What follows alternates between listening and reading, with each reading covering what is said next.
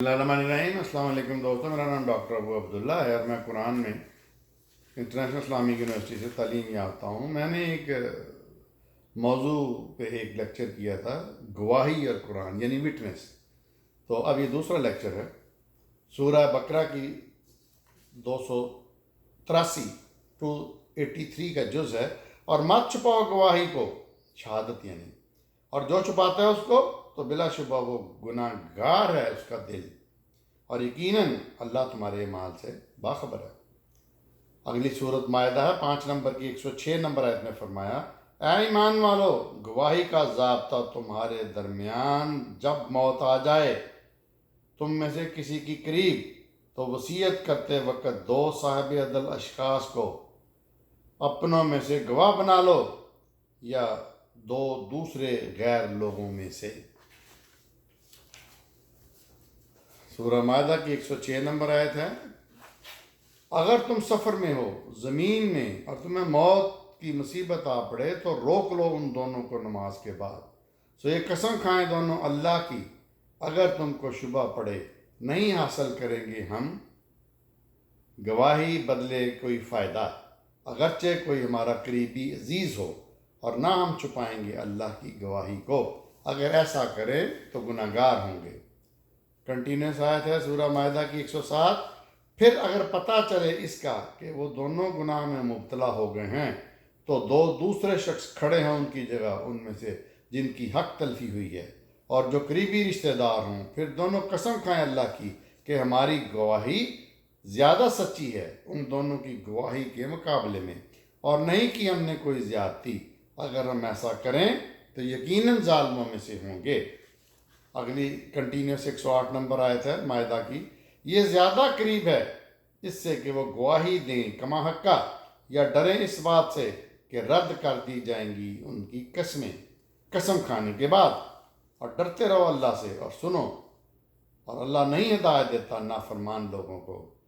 अगली अन्नहल है 16 नंबर सूरत की 84 नंबर आयत में फरमाया, और जिस दिन हम खड़ा करेंगे हर उम्मत में से गवाह, फिर ना इजाज़त होगी काफरों को और ना उनसे तौबा कबूल की जाएगी। 99 अन्नहल की आयत है, और जिस दिन खड़ा करेंगे, ये रिपीट किया अल्लाह ने, और जिस दिन खड़ा करेंगे हम हर उम्मत में से गवाह उन पर उन्हीं में से, और लाएंगे हम तुम्हें गवाही देने के लिए उन पर, और नाज़िल की हमने ये किताब जो खोल कर बयान करती हर शय और हदायत और रहमत और बशारत है मुसलमानों के लिए।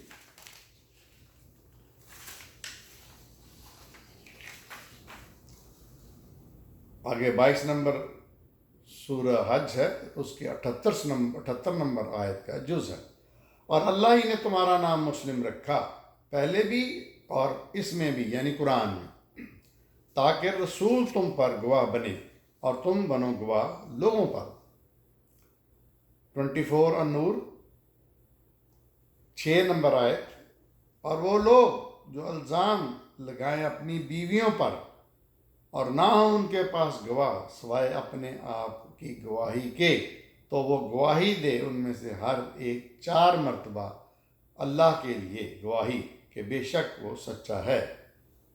आगे अन-नूर सूरह की 13 नंबर आयत में फरमाया, क्यों नहीं लाए उस पर ये 4 गवाह, और जब ना ला सके वो गवाह तो ये लोग अल्लाह के नज़दीक वही झूठे हैं।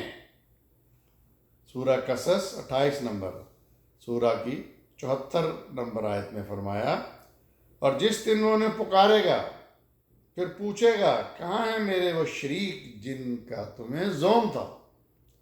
आगे कंटिन्यूस 75 नंबर कसस की है, और फिर निकाल लेंगे हम हर उम्मत में से गवाह, फिर कहेंगे लाओ अपनी दलील, तो वो जान लेंगे कि हक अल्लाह ही का है, और गुम हो जाएंगे उनसे वो तमाम इफ्तरा यानी झूठ। सूरह ज़मर 39 नंबर 59 है 69 है 69 आयत, और जगमगा उठेगी ज़मीन अपने रब के नूर से, और रखी जाएगी किताब, और हाज़िर किए जाएंगे तमाम अम्बिया और गवाह, और फैसला किया जाएगा उनके दरमियान इंसाफ के साथ, और किसी पर जुल्म नहीं होगा।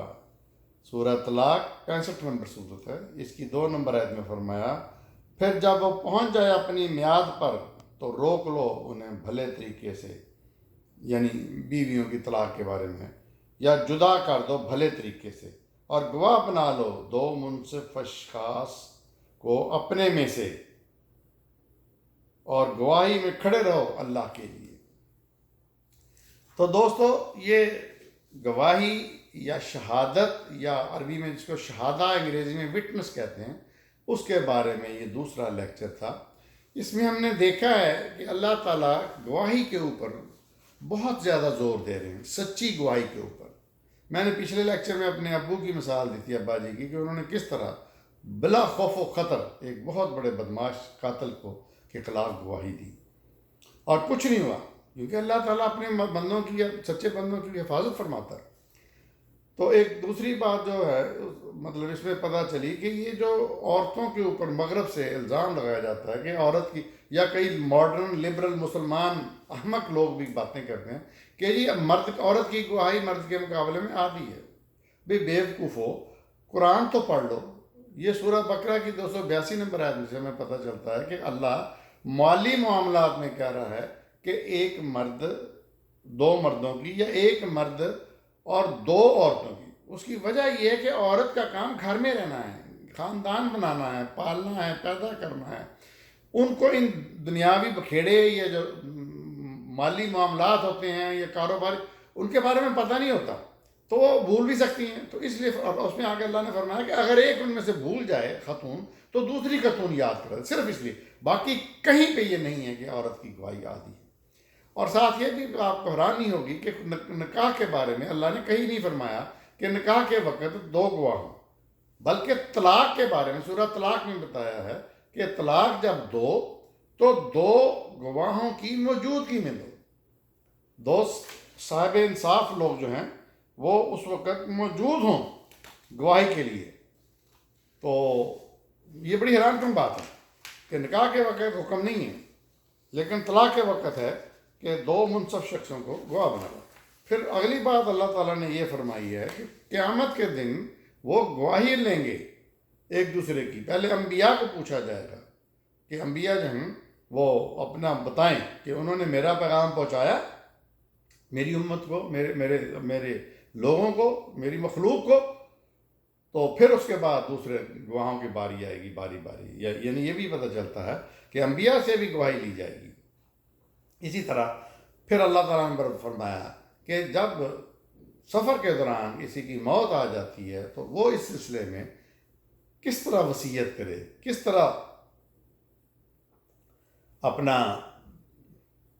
کیا طریقہ کار بتایا کہ دو اشخاص جو ہوں ان میں سے ان کو اللہ کا واسطہ دے کر، اللہ کی قسم دے کر ان کو مطلب کیا جائے کہ تم میری یہ وصیت جو ہے وہ پوری کرنا۔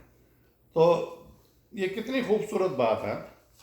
اور میں نے دیکھا کہ آج کل ہم لوگ گواہی کے معاملے میں بالکل قرآن کا اور اللہ کا احکامات کا نہیں مان رہے۔ یعنی دیکھنے میں آیا کہ عدالتیں بھری پڑی ہیں پاکستان کی، میں پاکستان کی بات کروں گا کہ میرا تعلق پاکستان سے، بھری پڑی ہیں عدالتیں جھوٹے گواہوں سے۔ آپ گواہی دینے کے لیے وکیل کو پتہ ہوتا ہے کہ یہ جھوٹا گواہ ہے، وہ پکڑ کے لے آتا ہے اس کو چند پیسے دے کے، اور وہ جج کے سامنے جو ہے وہ گواہی دے دیتا ہے جھوٹی۔